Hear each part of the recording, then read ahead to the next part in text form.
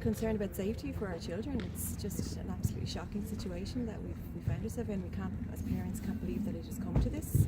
There's been such a lack of communication about this. We're seriously concerned about the children's safety in the school. There's holes in the floor, there's leaking, there's electrical issues, there's obviously fire safety hazards with the doors, with entry points and all of that. Obviously we want your children at school, that's where they should be, that's their constitutional right.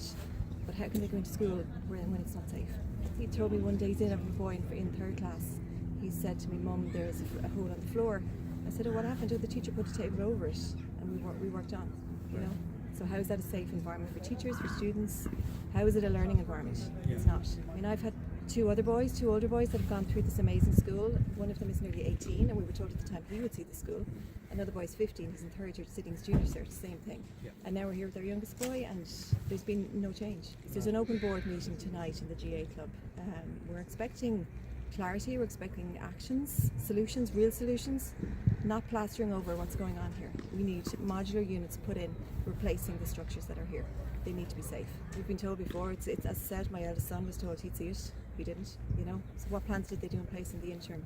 And how did they leave it get to this, that it's so bad that we yesterday found out at 1:30 we see a message saying you have to bring your kids home. Yeah, I mean, how can you see a report like that and do nothing? That's inaction and it's irresponsible.